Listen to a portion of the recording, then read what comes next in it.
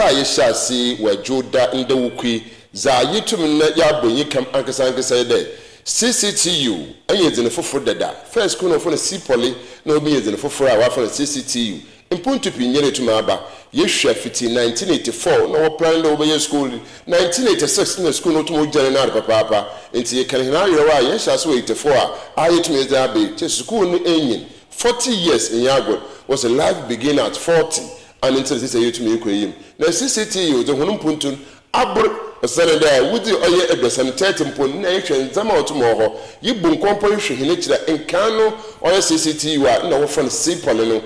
I could be a campus or as an antoine, that boy may read about for car. Crampo disabling your car, a bananto, na abba aya abra, into CCI, can who casana between yaka.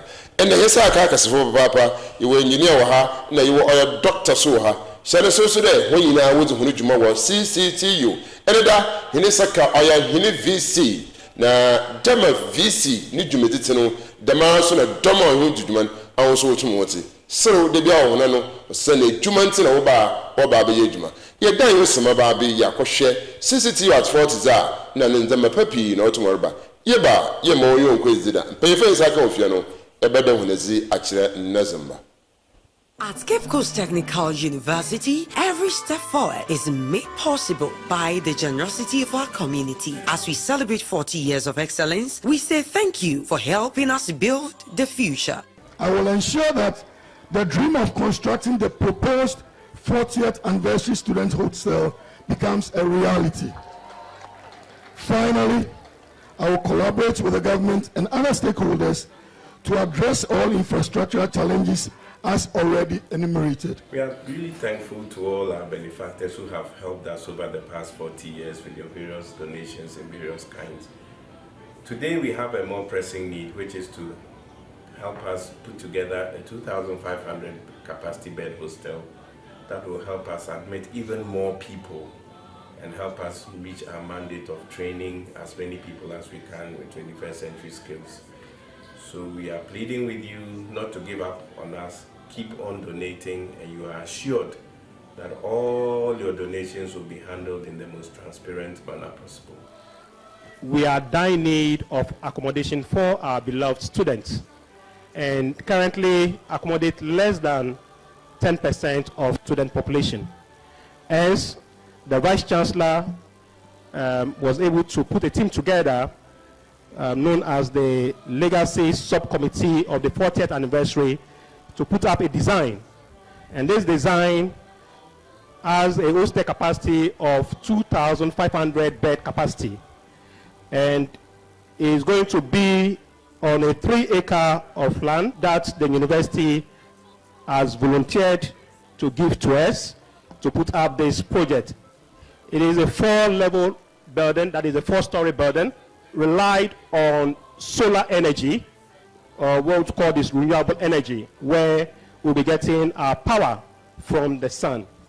And it's a green building that will focus more on natural source of ventilation and lighting as well. And the proposed amount for this project is 500 million Ghana cedis. That is what we are envisaging as the estimated cost. And as we have indicated, that is what this project seeks to address. Your contributions have made significant difference in this whole enterprise, and we are truly thankful. Our hostel project remains a top priority with increasing enrollment and limited accommodation. We believe that this will be a game changer for our student population. We therefore call on all alumni and all well-wishers join the Cape Coast Technical University in this noble endeavor. Let's complete what we have just started. Every contribution counts. To our alumni, your support has been phenomenal, and you have shown the power of unity and pride in our alma mater. Now let us finish what we began last year, and as you are aware, we intend building a 2,500 capacity hostel for students of our technical university, and we require your support and commitment. Now, if you have not given money yet, this is the time. Kindly come on board. Donate a peswa, donate a cedi to support the dream. Let's make it a reality, and your support will make the project a reality. Greetings to you all viewers. My name is John Obeng, the current Cape Coast Technical University SLC president. We, as students of Cape Coast Technical University, are highly overwhelmed with the rapid increase in student population. Just this year, by God's grace, we've been able to increase our population by 112%, which is a good sign development. Nevertheless, this increase comes with a greater need, accessible and adequate accommodation. For these reasons, providing and enhancing accommodation is not just a means of providing a space, but a safe and adequate as well as academically friendly environment where students can strive. Thank you. Thank you. Together, we've come far, but the journey continues. Let's build the future of CCTU, one brick, one bed, one student at a time. Thank you for believing in us. Arise for your nation's call. We shall rise in every corner of the world forever.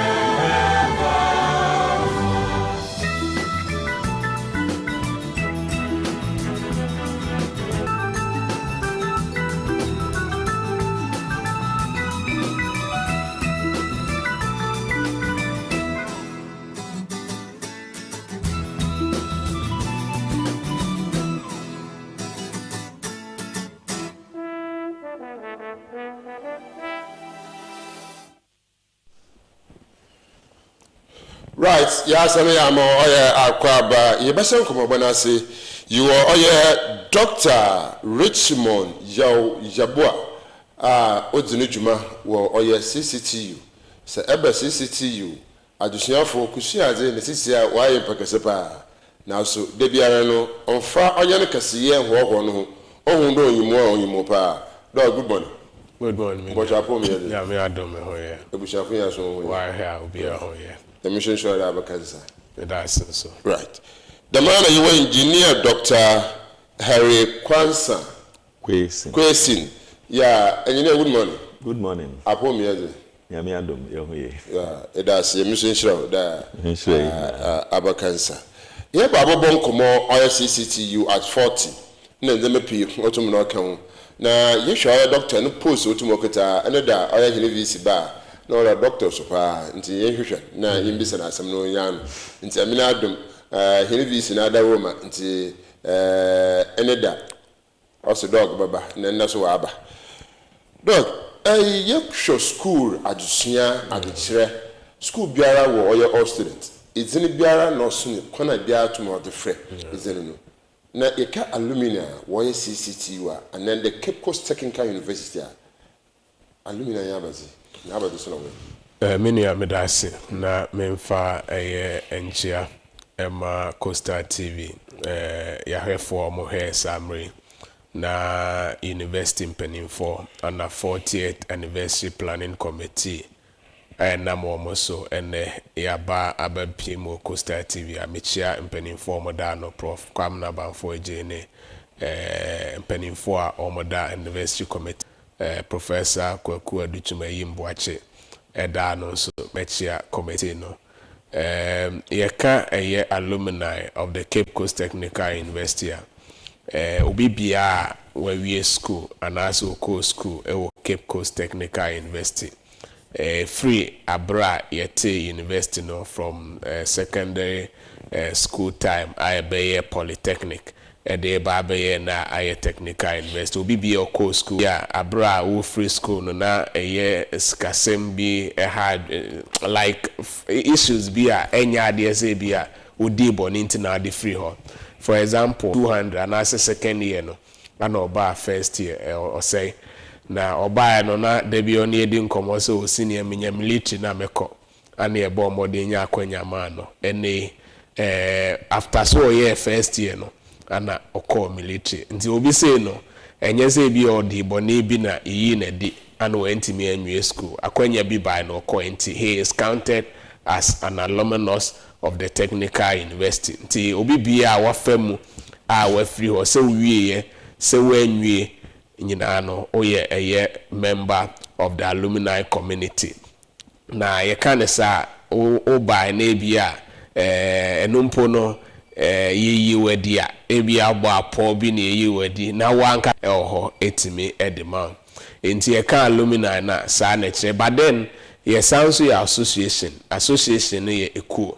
eno no wo sa otwiro odin na otua dues na be member of the association. In the association membership it is renewed every year. Afibia and also otua dues na odia renewal membership of the association. Enti enone Cape Coast Technical University alumni and alumni association. The difference is the alumni association no, you must be a registered member and a dues paying member.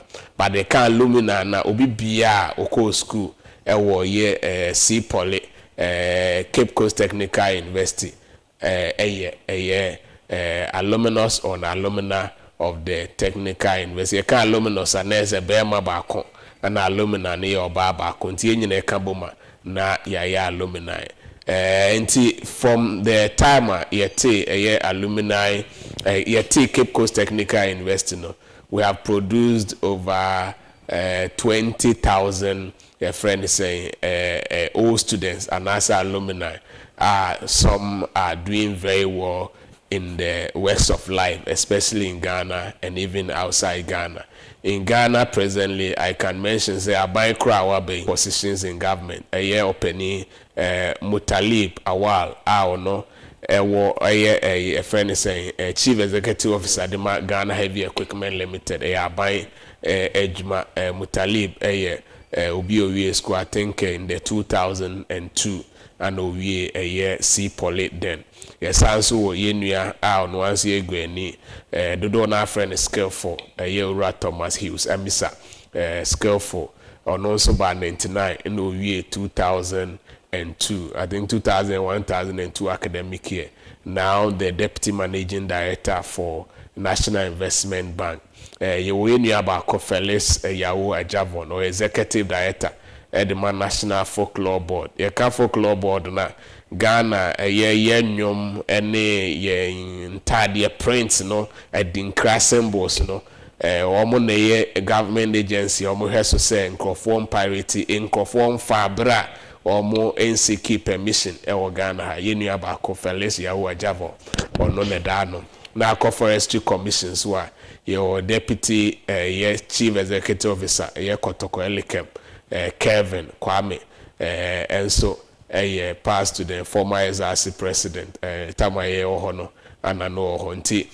In the present government, these are few guys I know so myself. In the past government, we also had the chief executive officer of National Pensions Regulatory Authority, John Quayson, bro. Na honestly a past student. I think he finished around 1999-2000. And the immediate past mayor also 2 terms, Honorable Ernest Arthur, and also a past student, Kojo Asemenyi, who he was an MP and later on became deputy CEO at the Maritime Authority. And so no a past student, currently member of parliament for Upper Denshire West, yenua Honorable Rudolph Amwako Jampa. And so a friend is saying someone on also a now back academia modi any bibre oba ye C Poly and Cape Coast Technical University now bibre professors.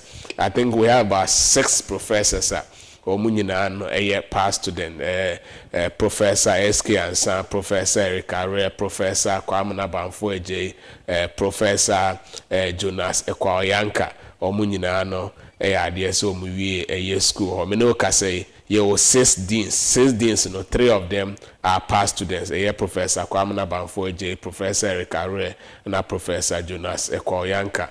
They are all deans. Out of the 6 deans, and 3 of them are past students. A B correct me arise Ababe vice rector, a B arise Abe pro vice chancellor. So they are doing Oko University of Cape Coast. Currently the head of public relations and protocol, Felix Adupoku, is also a past student. He was an SRC organizer, SRC planning officer. Omota no dey na post be training account be amount, and he did very well. So not surprising, say. When he went to UCC or marketing manager my 8 year, he did well. Or be deputy manager for 8 year, he did well. Na oba a public affairs and so the head of transport at the University of Cape Coast now is also an alumnus, Ura Fred Bedu. Oko University Unimarker. And near CGIG near the Ghana Institute of Languages named after Yeboah.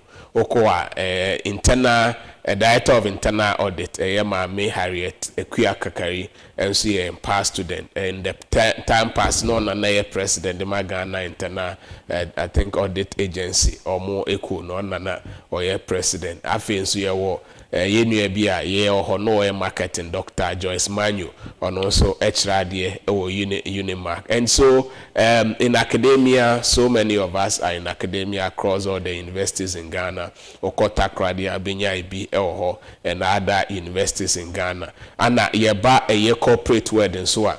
They are doing well. For example, the project manager or not that a year Accra Pokuasi interchange, huge interchange, so. He's been the project manager for the past 2-3 years. A year engineer, Abdullah Muhammad. So what I hear a year TV when it comes to road and construction, civil engineering. He is the MAFA.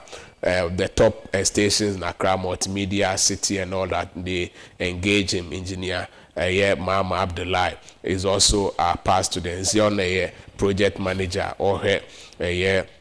A friend is saying, or I Pokuasi interchange na air course no.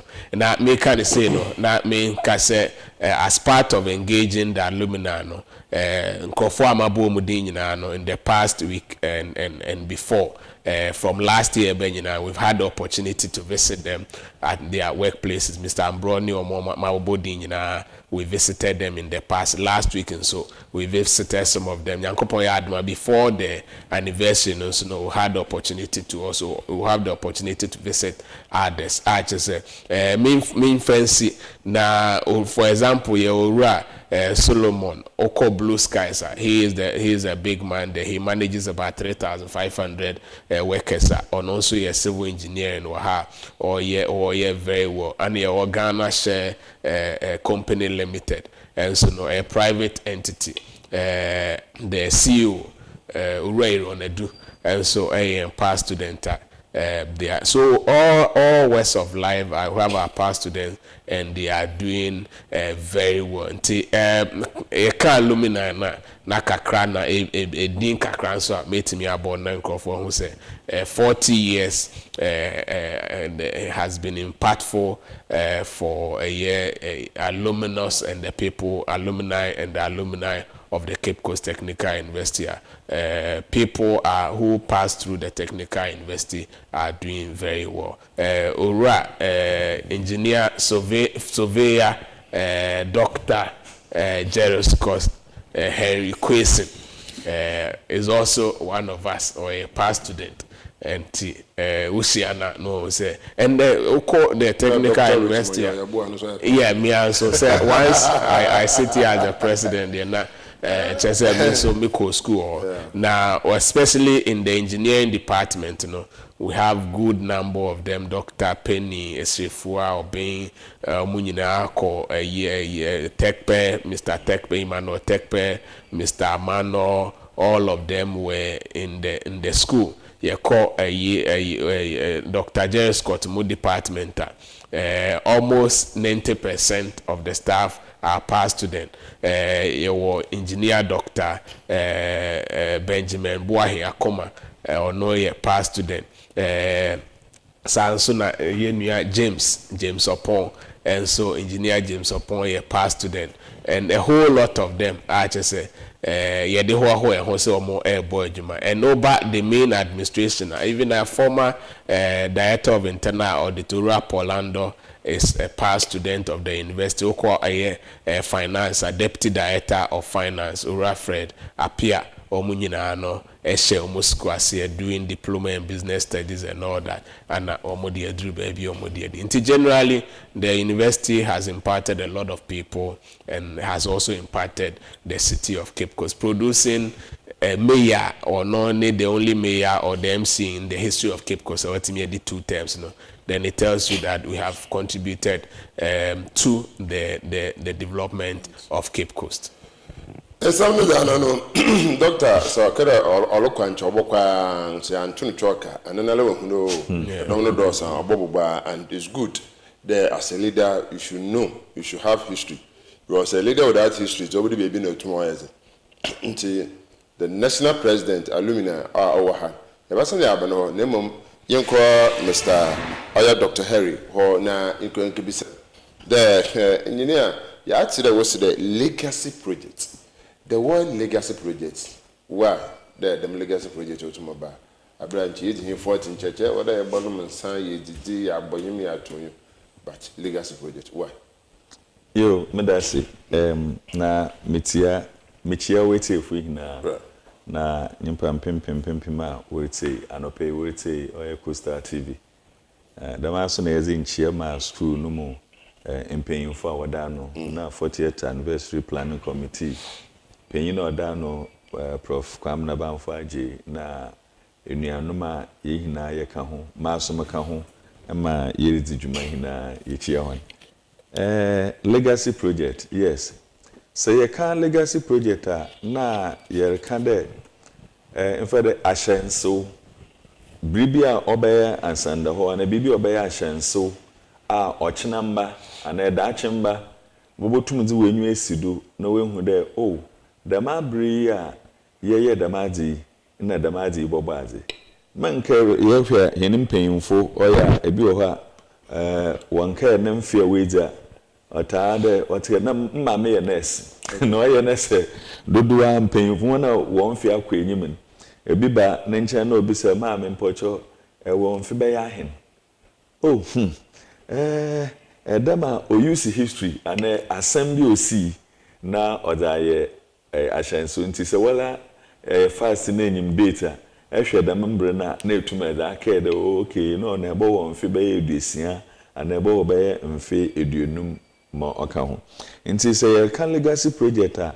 e be ka de oye dwumedi bi a yede ye ashanso na yezi gina ho ma oye okay echirimba de membre ya ye damadi yedi hena afia otodo eduanan no na yedi dem dwumedi bobazi nti ye kan legacy project a onenye ne nchirem kakra makanyin bazi pa na ye to kala musku to basa musku no abazi pa na ye mo akyerebe wa ye nkedum ma echirum a obaboto de mfiedu ne ndem na ye medasi obi a edi ne birthday a anara tenase na wa hwe de abazi na oboboam abazi na meya obeye mfaso odamam obi bokwa akacha ade obi nso oba tensafra na yankofo no abade o meyennom na yenji henenyi na yenzi asaw na yeba yensu yapon no muhwa na ampa eyiba obemin wopa wo mpanyimfo na me na medano na samrobobo mpanyimfo na yedano ne bia ekor ye hen professor Eric Ire on sisi a menyoka se ono ye dean for School of Engineering yewo Dr. Zibila Muhammad ono nso na onchere bia na ono ye head of Civil Engineering Department na yewo oye hen Professor Banfaje ono ye chairman of development anu oye Mr. an architect oye Aquahagen Gabriel ono nso na oka committee na me engineer Dr. Jeriscot Henry Quayson na medano as medawo ina wa no wonso mfupanyin na ye ina ye hwehwem na ye hwede abadze pa na obotuma ye nkaedzi na wa ye mboa na ye mfaso kese nso amasuapon no nti ye hunde suapon no wo ehawo kese nkanka no fa no bebia esuafo woba adesua wodze woni tiriboto oye helpy oye mfe abaseno kwan dodo na wonya akwanya de wo mosuade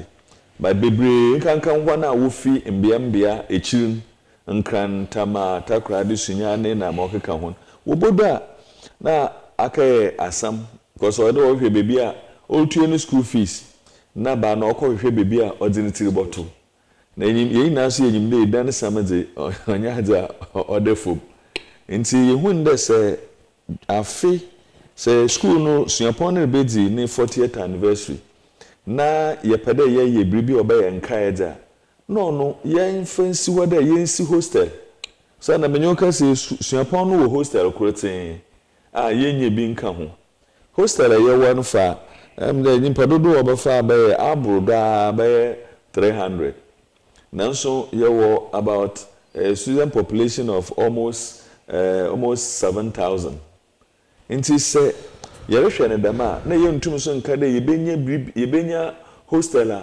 obotuma afanyimpa 7,000 ni na osa na nyimpa wo ba school ni na wobetena ho nti yehwe de okay ye shasi dama yenhwe idan bia ane hostel a obotuma anya kro obotuma afanyimpa be 2,500 na number na ono no be depend okay wobetena na ebie ana wobetena ebasa ana wobetena anananan nti yetena ase na yeye damo hwehwemen na yehun de se yedi edansi bi besi ho na obeye nkaede na obeye mfaso ama esuafo no nso a na ono yeye ne dama obeye nti yeye ne dam nti yetwem na yehwende omde edansi nso yesikasam na sikasam nso se yehwe no ho ontotoe na anya kura no plan a yeye na ochede yebehia be 500,000 Ghana 500 million Ghana cedis yereka edan na shasia kesi na ewie no ho painting na finishing minzama yedi be system line kan na sam na bibia ja no na ewie anhwa na ashase na ewie nti yebubum na yeye nde blog no yebeyen afa bien bibile A and B block A and block B owom do obomede but obey the ejinechire bohu do obom but the ben ho bohu de oye ntafo A na B nti na obokọ obey abrosa no so a otedo anan nti anya kura no at any point in time bia no school no suapon no ntum nka de yenye sika enwie se modikan efodikan na yebotum yewie a sika biara yebenyan yedebeshem na yedewie na oyero kwehenyim nse benya mpanyimfo bi a na benya binum so a oboso za na fundraising is ongoing obi betene nde odenete baba ochena obi so baba afi na ewie nti asem hwen na sika no rebani na yegudo na yedotua adwumezi nti project ne de moye menije de school no hina aja atum na wo hina wode ahoodzen kase na wode ahyem enije bio a owom so yin de oye hen chancellor oye Dr. James Lindsay ono nso mje de mra wodzen si egwadon ono nso ka de obobba no homadzen na ahoodzen biara no nso obotum dze aboa amadam dwumedi akwodo no nso ahoodzen biara ode be hyem ma oba madam dwumedi Mr. Henry ya dan ho ya besisi a yeba na ya kasa no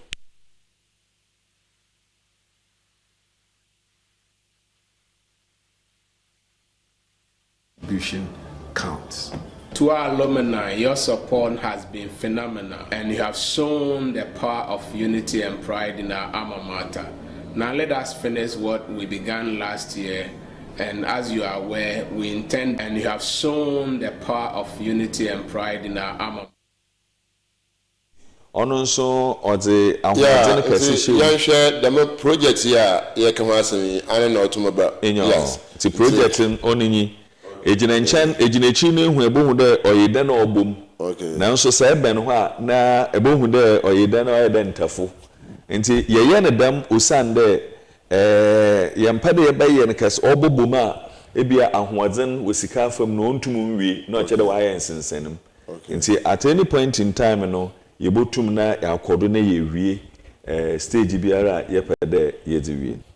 Alright, nti yan share project ya ye ka ho asemi you would that lie or hodo in fear being afiko bosum dam or dey to me project because ya akesika is be ho nyuma enyo bi o medasi ye hwe ne de anya kra no say yewie anniversary ye crown anniversary na anya kra afe nye mfie bie ni ntemen yebotum yedum pempendu bi ayede yense besidi de ahe na yedu say ono stage 1 the ida no ate dem no ya oye de ye no faces okay nti ne beri na ne beye ahoaden wo sika afam okay nti stage face oyem do otodo anan nti anya kura face 1 say yetumi yewie first oye ground floor na ye floor do na say we dimu asuafo botum akatenam na yakoya yedi sika no behye na ma yedi boto yedo nti yeri ye ni such a way there onye there chi de ye wie ni hina 2008 sana ye use because ekadere ye ne dama na hwe wankasa ede how kase babo at any point it came to me for sense de ye di 40th anniversary ade ya ye ni nti stage bia ye de dem stage ni ye first floor na or ground floor na ye wie a esuafo wotumukom wokedi djuma wom wakad stay na yerehwe oye phase 2 no nso na yerehwe phase 3 dam nkakra na yedza abewie yerehwe nde ground floor no anya kura obotum afa bed oye 40 okay oye miss 40 160 beds and 160 beds no only for only ground floor nti 160 beds na se wadem benu ana wadem ebasa oye room bia fa nyimpe ebasa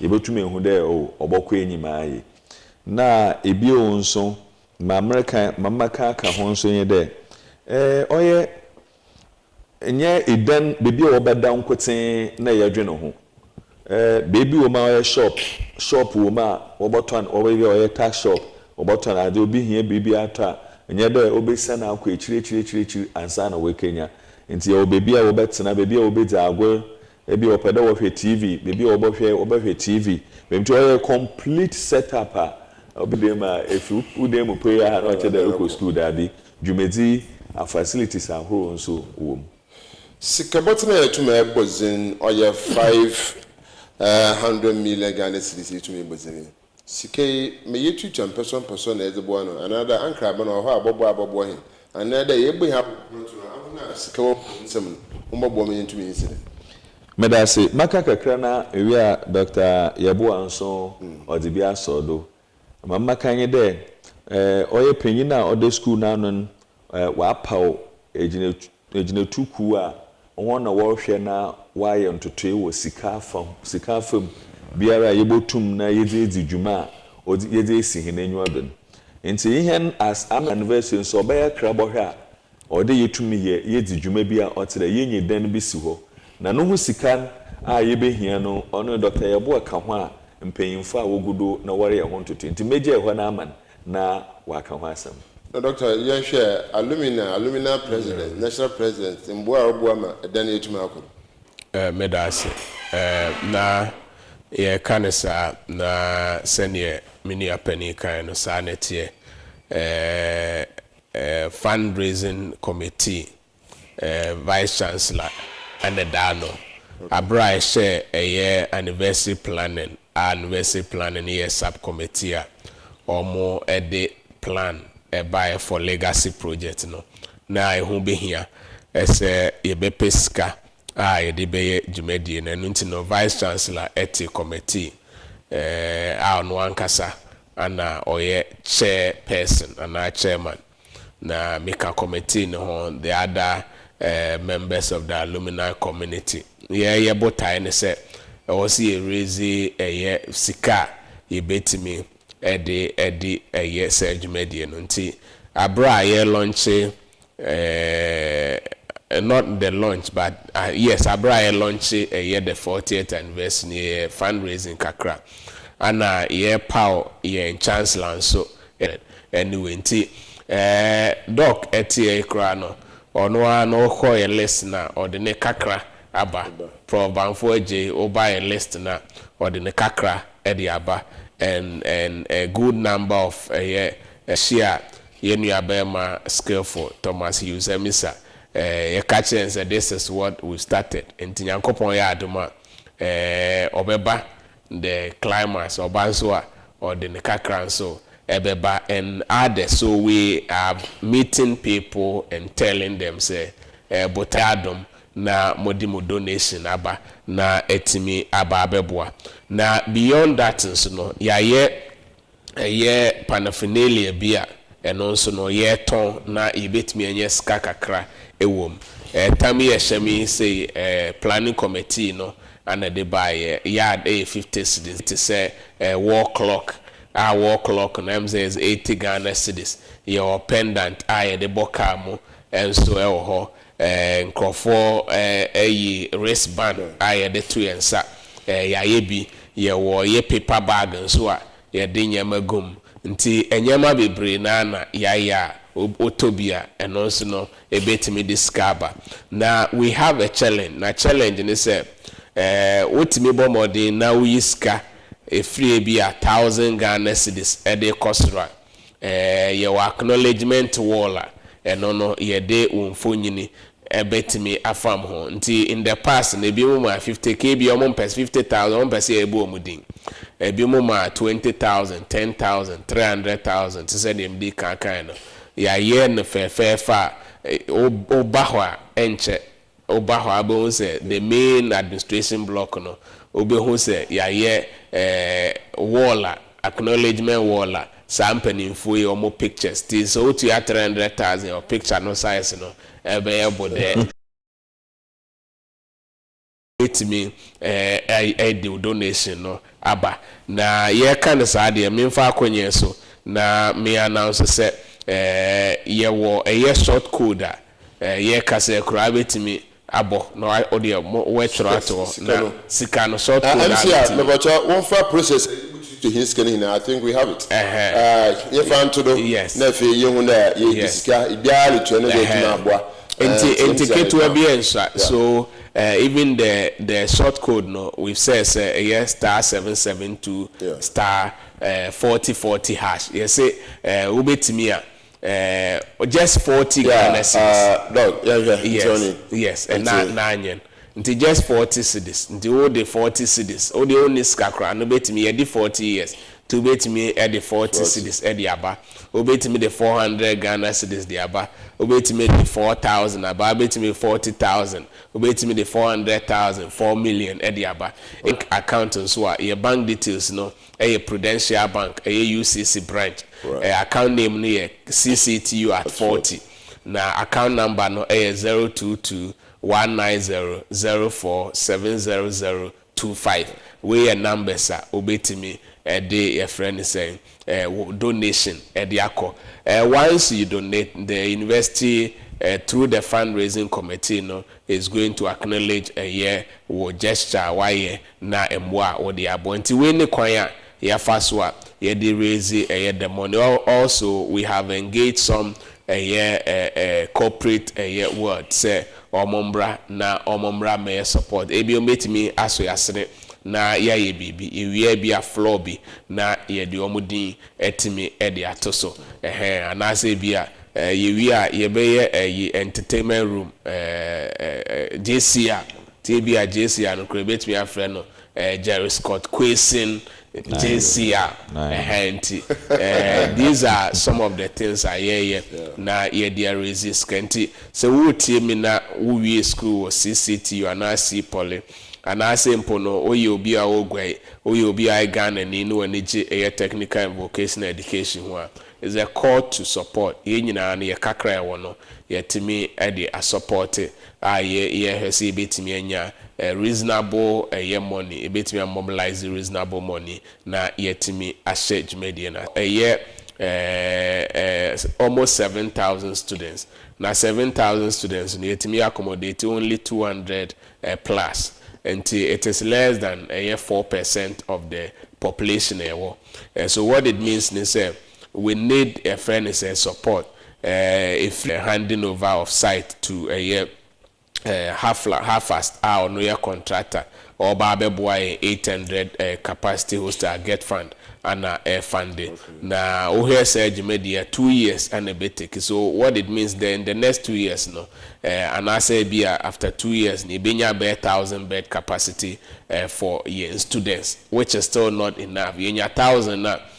What it means is we'll have about 6,000 more students to accommodate, and the vision of the university is we'll see increasing enrollment till here enrollment drive near in the next 2-3 years. We are looking at about 10,000 a year students. It's a 10,000 it may accommodate 80,000. Now what it means is that we are doing only 10%, which is still not good, because who was student of 10,000. Now what it means is you have about 2,500 as freshers. At least 2,500 freshers. Do 2,500 freshers. It is a duty of the university. Will be over school for from the Oberman baby other. And it means accommodation capacity of about multiples. It means be a capacity of 2,500 beds. At least we are sure say in first years in the freshers ni bet me a more baby other. Or second year, third year, level 4, and then there are no more hunukrum.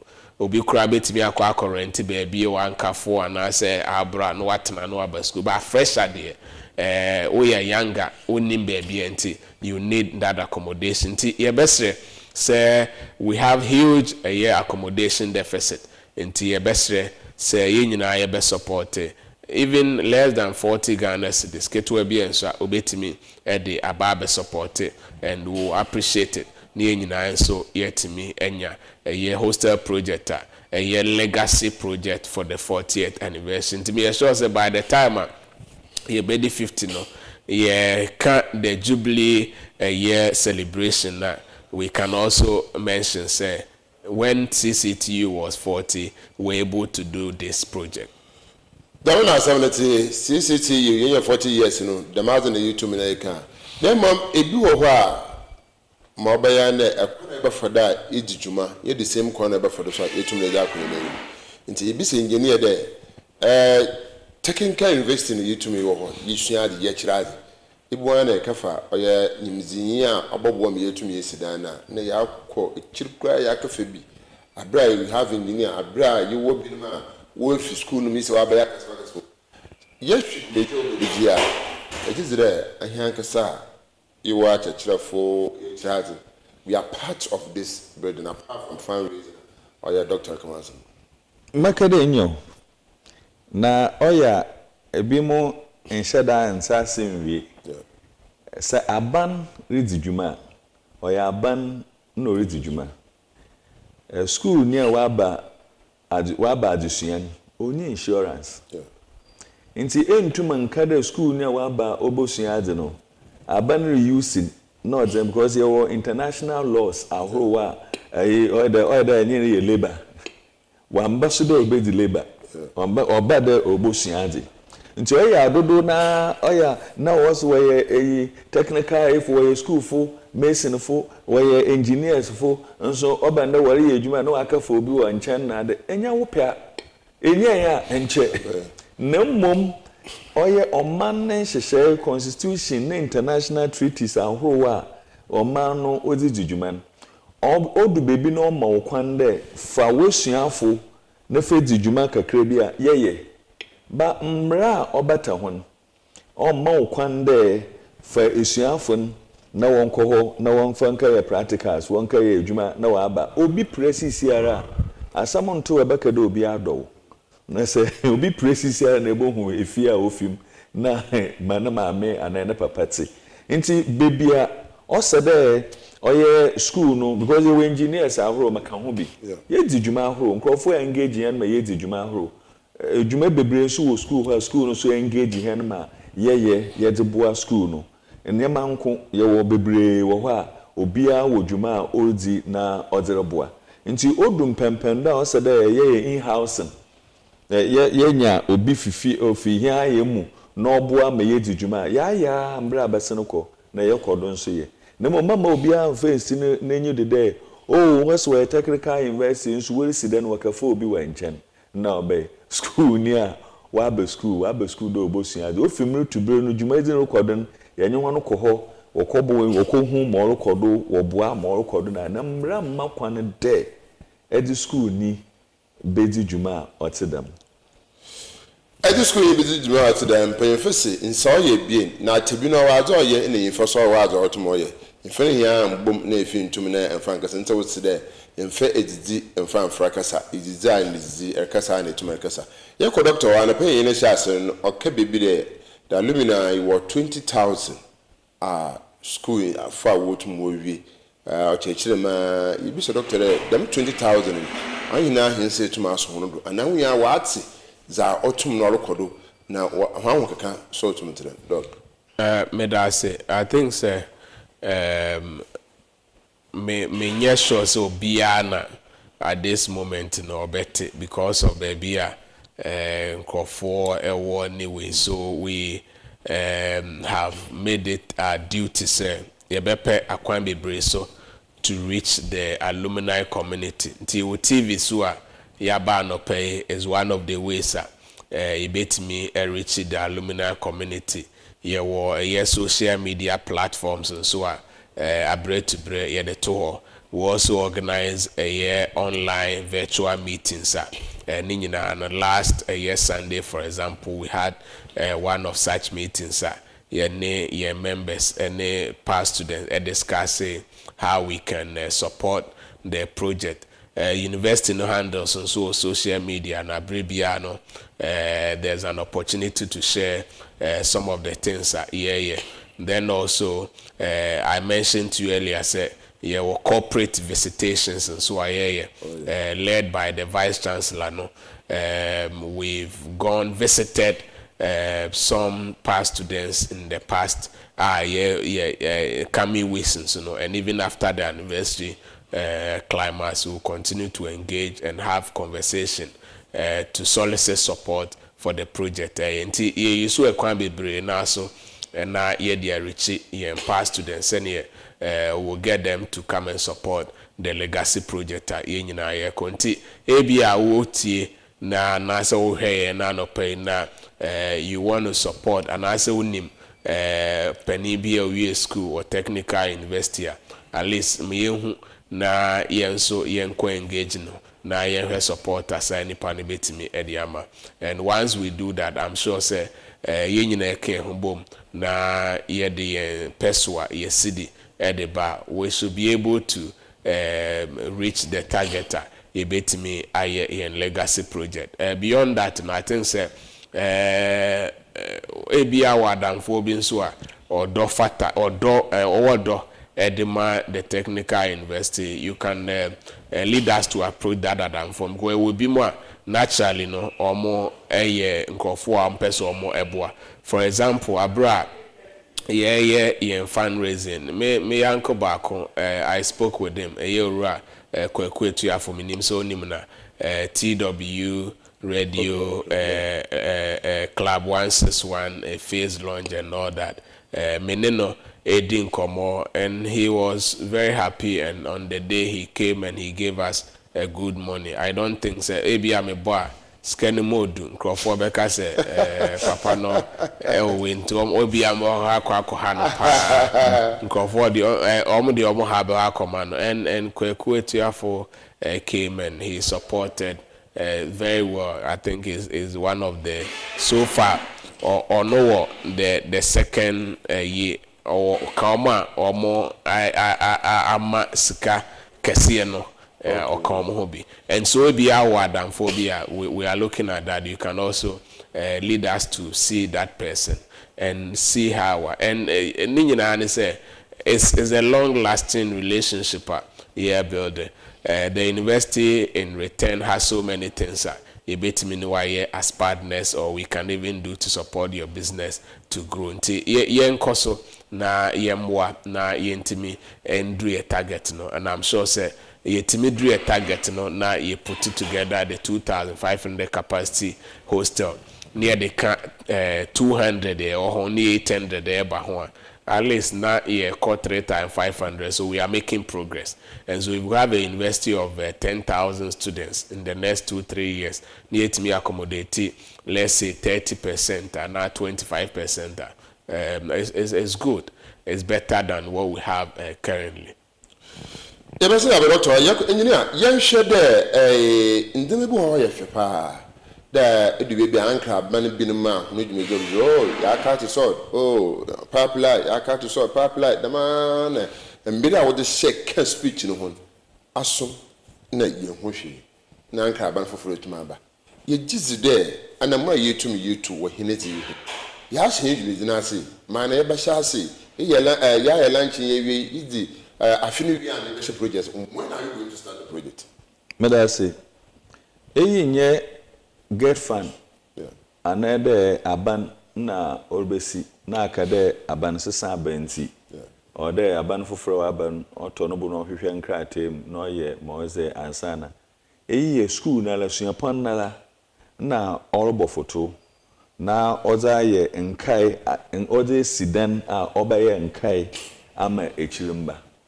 Omde no ho nkrate sam na bekwan papa biara osada yefem na ezizi dwuma oteda mo china obi ho nkaba asam yebeye na onya aban na asam na aban sesa ba akada aban sesa benti wanye okodu bebi na pipe no wetwoka ode ye pe na yebe pen ma bibiara nsu biara osada ofem wa afem akọ mezi de mo obeye esi akwan kase onenyi sika the funds na because school no school ni aban school nti entum mfa aban ni sika school fees ajeje na emfa incident aban mbra mmakwandam the bar so the engineer yan hwe na me be say asase you asase because I dan so papa you asase obutu accommodate yeko vertical expansion yenko no horizontal expansion okay nti ehun ndoso but okosel okay nti nentrewon obokosel nentrem no ranguje asase kese okay na suapon no wo penyin na oda ofa na dansi ho dwumazido na nsiesie ho dwumazi oda no oya architect Gabriel Aquahagen okay na ekọ ne officer school no na asase school ne kese na netenten na netatari na owo ne office okay why ye mark baby a ye besi baby a wobosua de oye lecture halls okay baby a wobesi bungalows okay baby a wobesi oye hostel nti school no wada man hyehyɛ no nti bia wobesi hostel no ɛhɔ bi na wada ama ana wetwa to hɔ de yendi juma otedam yeguduru ye school na ne za oreye be yeguduru ye kwanya ho de ankwankor companies ahoro na obiara ono so pede oba na obaje asase onye school no betena ase aye nhyehyey school no ba ma na asase ma we si hostel oda abo school no ma no so wenya ho mfaso na school no so enya ho mfaso na kwanya de ho eba school no mpanyimfo ho wanye obetena ase na wanye aye nhyehyey madwuma oteda makọ nti dwumeje yiridi oye legacy project ne de oye nyibrisam na onyaza elka jidiske fi school fo na akada school fo no wasi wontua wo pay ko jan entum nyedam nti mayere ya anye de oye fundraising no one watson kadada na wa contributing there is no limitation there etua kula 9 sa kwanya wo ho na ebotum aboa biwa ekwanda ho dodo nso wantin no so yenam efrido na yerbo wanankai amda ya beyara ye fi ha ye baje Coastal TV fo wanade na ye da akọ osana hwan so yente wanka wo boa ma ya bode wuri na so odo hwan so wansaba aforibuchi eno do from party nti ebia wanjeje hwan na wo she dem hwan wanjeje mbo ano ye wiara na wada ama na ya mo hwan receipt na ye da kama mpayinfo botum so we use short code na yede to ye oba efrinodin na asen ketwa bia nsa we say 40 at for enye bi kura na enye 40 cedis na say etua 40 cedis a onye da 9 nyame ye bobo mpa amo na nyame so be wa adom enye bi aka ho na etua bi aka ho amede me etua bi na mo wanyi sum de masene etua bi na masene etua bi na masene etua bi say me nya mfaso wo school no ho nti osede school no so onyamo ho mfa so nti dwumedi ne je oye nyibrisam ema school no suapon no mpanyimfo woda no hina oye wenhia asam na hono nso a wo kwa pro na wo boni dewu na wo raise funds awon so oye wona nyibrisam nti megiti de ye dan ebobo ye homoden na ya hwe ma dwumedi kase otedam wa bobaji sande so wo bodin na wo bowudin ka ho de eyi ka ho na brodo na wodi dem dwume ya in fact ebuwu akọ ba wona nanom wo ba beti wudin na nanom ba beti wudin onche be me hinu mudo ye ko doctor ho na aisha sun obogbo sika kasa yiza beza bisuno zo wambo e bisa doctor o kan oya fundraising committee hu what we have now no can we start the project or you would date to high between akade kakano abe between that start I think so far a keska nyina boma is less than 1 million cedis. And less than 1 million cedis no. The last time na ye share na ye engagement no we're looking at say yeah the best BBS na nkofo who said this is the work that has been started. But and even though a fundraising committee Anna lead this initiative, but the point is that all this cano eba bedru ana ababa be ya bansika. Essentially, the university is a public university, and untino before abet me ashe bias na say what they call governing council ho na oni omkokasa so yenya skabese 600,000-700,000 from the fundraising.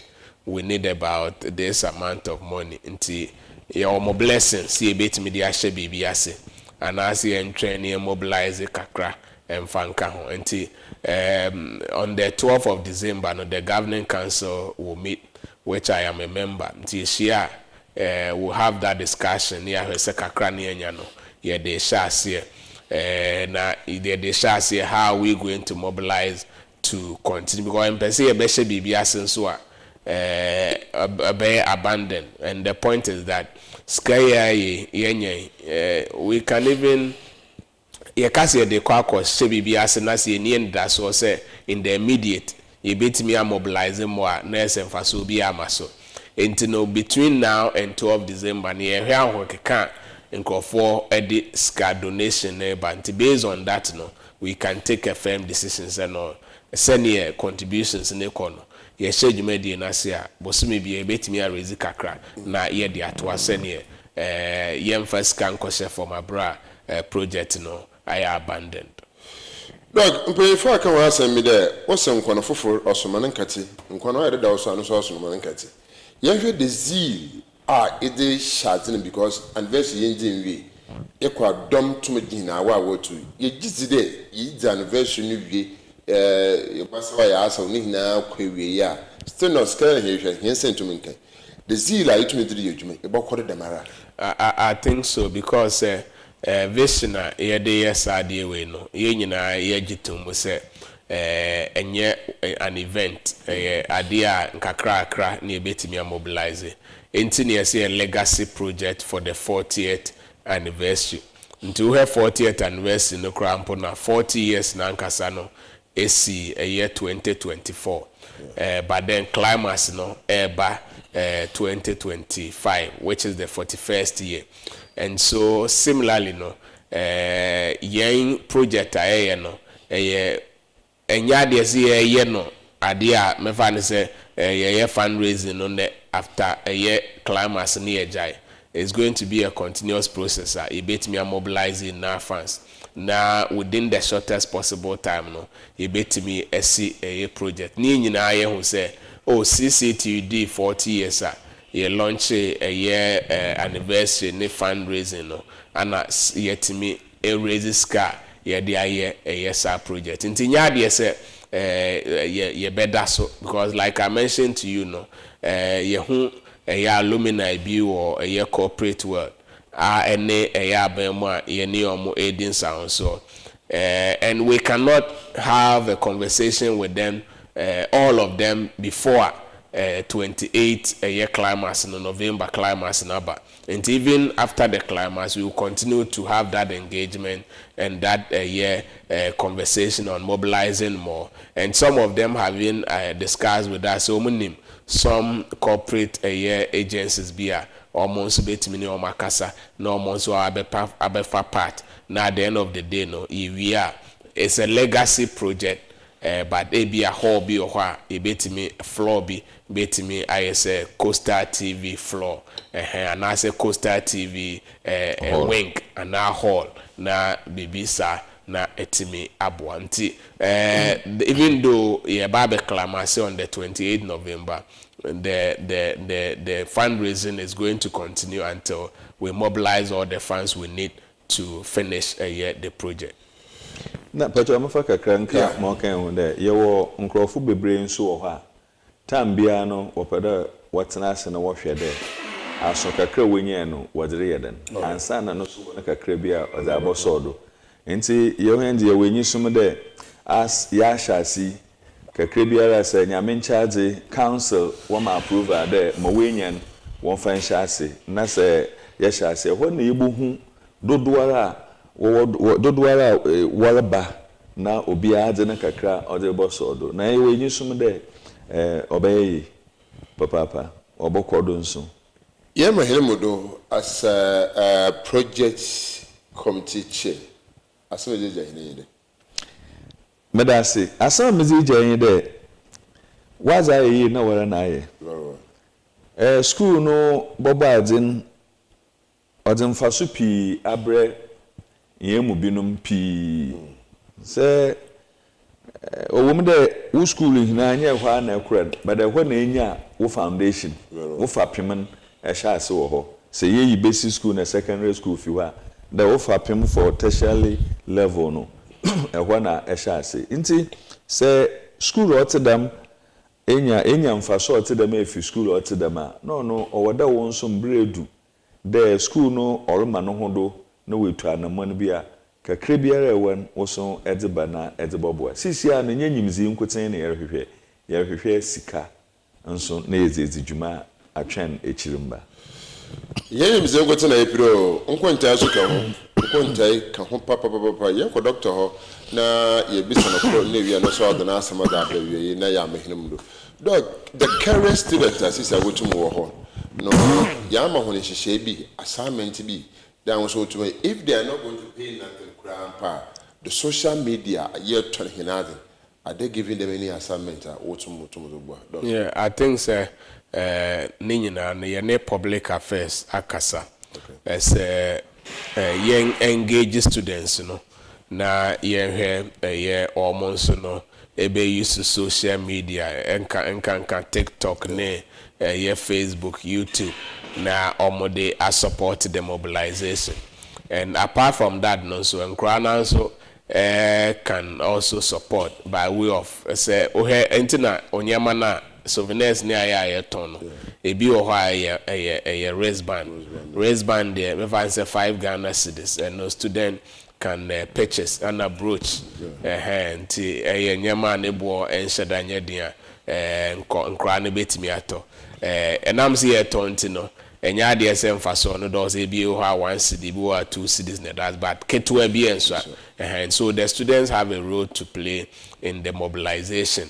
and you know I think say ebekoso na ye engage o mo no mo so no and obi bi cra parents ye where to do o mo ne o mo kasa so ye ba baby eda no instead enso ani you know Momra me support the university. I'm sure say some of them are able to do that to support the fundraising effort. Until a community nyina said here from the staff to management to the student. Obia said yes obeboa na in project here a betimi so etimi edimo and me mfasa akonya nso na mentoto ensre yahwe for say a project yeah ma Cape Coast Technical University but at the end of the day no it is a project ebeboa the economy of Cape Coast na afi nso ebeboa my Ghana ni nyina adesua enhyehyɛ nti e best stress be biara obi ATA manenka wakoma na fa support kakra enye kese kra na se ne ye kan 40 Ghana cedis kra na betimi ato blocks be 10 na edi aboa eye project no ntini e besre se kakra bi a betimi bia no also betimi de aba na wa de aba be support in climax no 28 November you can come around with your check and you can do a good donation to support your course no nti yeda mu nyina amase se mo support eye project ya ye na yakoso maboa na yakoso ebo ho dawro ye ogidie se yensa ekeska na ye de beye sentia ebotaye esi ene so ma egige ska no ne yebu ho akonta ne ama ye nyema nso emu ada ho pefe broni bese transparency and accountability will work so that scanner modi amaye no ye de bedi juma e wosi edidi na monye gidie na da achi bia no obi foforo ehwe bia no you have that confidence in us to be able to also support again. Right, yerba abosor yebada asbapa na yatra kinata ba obi school hala no kinata enwe school Cape Coast Technical University, but Kenata 19 years ago or so, I just want to check my records well. Kenata Ayobia 16 years after na Obia Nimuno na Engr FM near Kasahari program na Dr. Pounce in the hosting. So almost every weekend Saturday na Kenata Eba Radio no so na waba ne aboa no ne promote nti Kenata eba be Kenata nyina no ne fapem ejina Engr FM no university Cape Coast Technical University ne radio station nti ne no over the years awo sa nkotahudie no nye Kenata nko in the past eko na mu nyina no they were people at Yeboah ma omonso edru babia omo edrenti Kenata. That is the relationship we have with Kenata. No, as the alumni president, no, I have the honor, and I always say, Oba ibetimi kraman the honorary status as an honorary member of the Alumni Association. But the can't nyunto form we are Grey Mafia, Cape Coast Mafia, you know, the best in the central region. Okotopeli. Okotopeli did accounting at CCTU before Ansana or Kwakot was with the University of Cape Coast. We Okotopeli free Oja 420 or no yen California more pa. Oja is also a past student. Omunyinano. When it comes to entertainment and the music scene, they are doing very well. Cape Coast. And now make an say media no, and so no man bo me bo politician bo corporate media no so no ye di makotene pa ye Miss G of UTV. So na ne host to almost Saturday entertainment show. Miss G is also a colleague in Eshase Engr FM in the early 2000s. Miss G is our past student. Dr. Pounce trained and also did a DBS program. A year then C Poly Omunyinano, and in the past we used to have Yajima, no Yajima or a year a friend is saying Yajima no City FM or Coleman FM or more guys, and about two of them idea say Omuya now Kokomasia sports presenter Bakwa Wajidi Impa friend Pepe Suarez or no so no or idea say near na onumpo no said enya selection wa ha na Yeboah analysis no about be support here by is a champion guy in Kumasi na and the whole lot. And in Cape Coast I can mention even almost all the staff at Engr FM are past student. Oko ATL FM we have a friend is saying I'm a marketing manager now Crampono and so a poly product Pinto and a friend is saying Manike is also a product. High Commissioner Omunyinano a product. Kwabnama for no we train him but now on yesterday yes we train him at Engr FM in the media space. So CCTU Engr FM have played a very key role in shaping Nkofua or more Ababe and out of Engr FM and Takoradi Technical University, Omo FM state, which is 10 years now. I even consulted for the SRC then, and the Omonya 10 years out of Eagle FM. And out of Eagle FM, na Koforidia Technical University, almost FM, almost 87.7. And also by, I think, say, now a link, Kumasi Poly and Eagle FM. But now almost all the polytechnics, technical universities. So we have played a very key role in the development of Ghana, corporate media, politics, and every sector of Ghana's development. Right, so how did you make the ABC? Ben, you cannot even be ready, so I ran this year. The Dr. Richmond Yeboah. Better as Papa, the National Alumni President in the Waba Naba in Simpa, a tumor that don't visit Carbonity as a crow, was a Kenzia or day to me, because I'm a papa, a champion so assembly a tumni in Yano, a better as Papa, the mouse engineer, Dr. Harry Quayson. Now, so Nizam Kuno as a Jeriscot. If you send a message yesterday, and I asked Jerry no more from the view. It's now so better as Papa, the Abba boy, and Biaso to no Kodo, Nayada, Professor Kwamina Banfu AJ, better as there on the Nodo, and painful from CCTU lecturers a year of Brittle, then the da, in second AVC now, Hanono, Yakwere, no. Mom Rapa, Nana, sweet and a birthday, and AVC in the 58th. Oh, I see. The anniversary. Yeah, where the MC upon, but sorry, see a breaky protocol. Now, this opportunity. Now, yeah, wishing away. Now, BBS done and this was in this beyond no Yankopon one. Now, on to me and so wish you well, Honor Professor Kweku Edichuma. You watch it. Prof, on behalf of the Coastal TV, I have a boss, Professor Kwamina Banfu to Medina no. VC yemo oya awoda pa e bokoda abompa ammo wujuma pa etumerizi ene da meka nseme pi fa ho sende eye balizia ensesan abra ene ma VC na sisi ai VC na ensesan because nyempanyfo hiara no hu mesko ho phone na obafo like a chewa lefra a friend po on fa but our VC onto them into Yeboah Bado na and the why na would say corporation papa yes this our VC then I say into VC today is your day Coastal TV me free na you celebrate 50 years anniversary and corporation on born home with my pa etumari the boy or CCTU na you free na hu you na I mean sure papa e bokodo na fie tumi na ya dawasi what's up to me? Lectures or Ndana pay, we now on the phone die busy, BR sending a message. Corporation show BBR out tomorrow sending a message. Alaji, by Madam Etia, also chair or Dr. Alaji Locho, or Shop Papa, also that's it. Vice Chancellor Teddy Kenya, then Odia or follow program. Oh, I see. Sure. You see, that's it.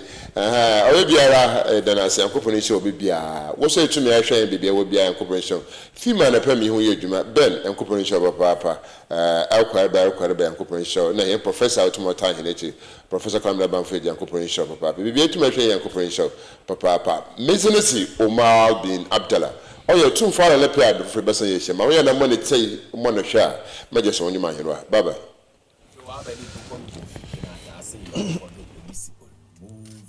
I say November the all roads will lead to CCTU on your 40th anniversary. You know your rep life will be a lady. Move.